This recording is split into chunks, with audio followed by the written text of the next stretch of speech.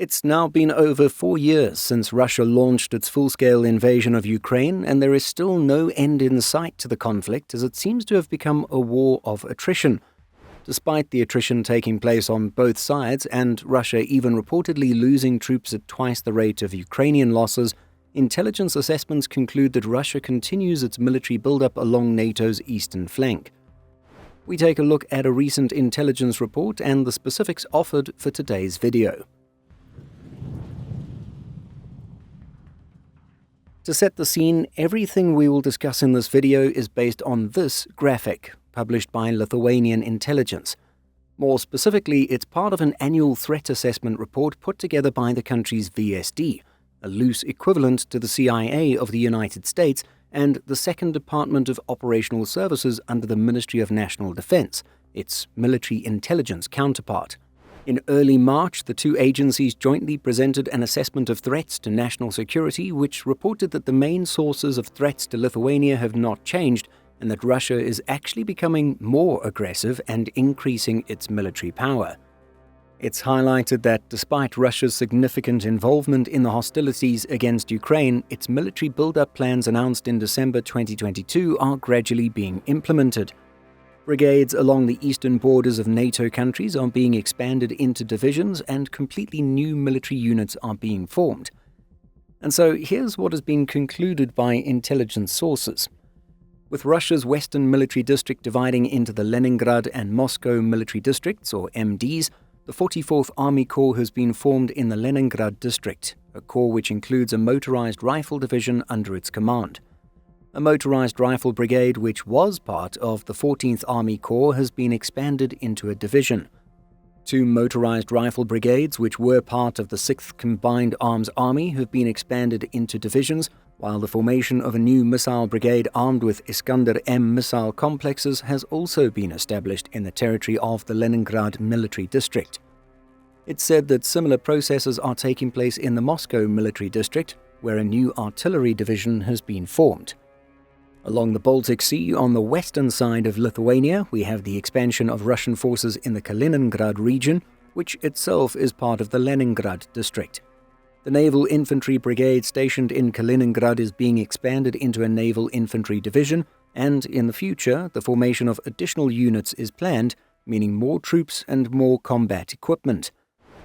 While we have an entire video dedicated to the military structure of Russian forces in Kaliningrad, it's been assessed that the Russian military grouping deployed in the territory remains temporarily weakened.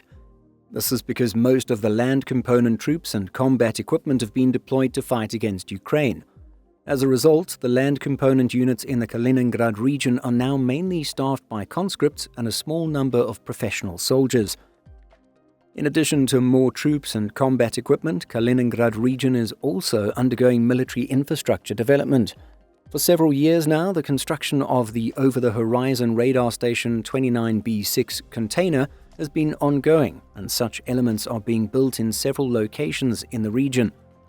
This facility is designed to detect aircraft and missiles in airspace several thousand kilometers away. Once construction is completed, it'll increase Russia's capabilities to monitor airspace at long range. In addition to this facility, other significant facilities are located on the exclave territory. The Voronezh DM early warning radar, a new type of arsenal with reinforced concrete storage facilities, a logistics base belonging to Russia's strategic reserve, and others. The good news for NATO and its Baltic members in particular is that most of the newly formed units of the Russian armed forces are not yet fully staffed and are being developed in parts due to a lack of military personnel, combat equipment, and infrastructure. The newly formed units and the combat equipment allocated to them do not remain at their home garrisons but are sent to participate in combat operations against Ukraine. In the face of heavy losses, the expansion of capabilities allows the continuation of combat operations against Ukraine, and the conclusion by intelligence analysts is that Russia continues to demonstrate its intention to build capabilities that would allow it to wage a large-scale conventional war against NATO.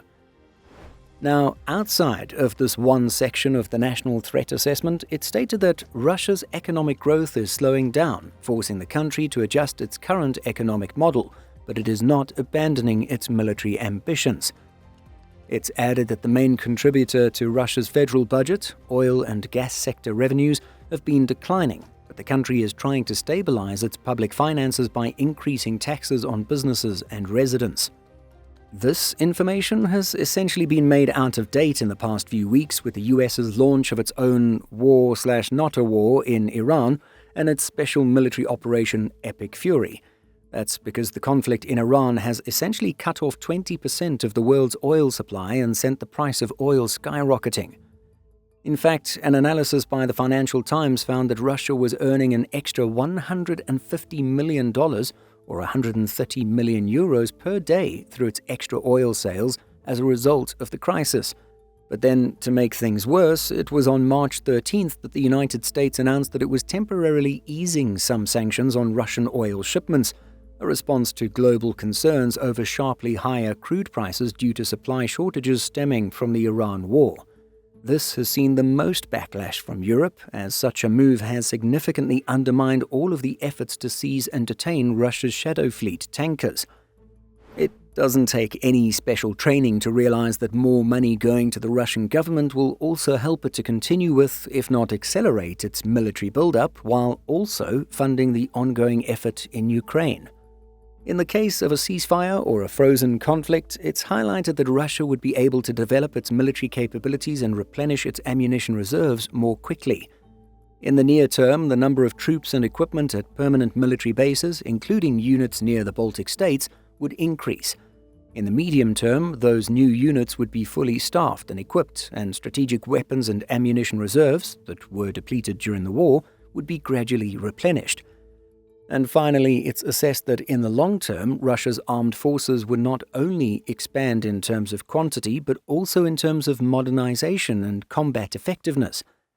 Basically, the report says that Russia would not only create an army that is 30 to 50% larger than it had before the war, but also a relatively modern one.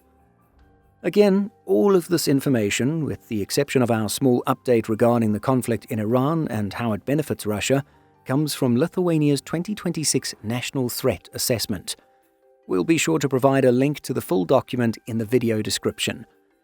While Russian bots will be quick to characterize the Baltic nations as little chihuahuas, making a disproportionate amount of noise relative to their size, the Baltics have also been proven right in their distrust of Russia, even during times where other world leaders believed that establishing economic ties with the country would persuade it to drop its ambitions of conquest.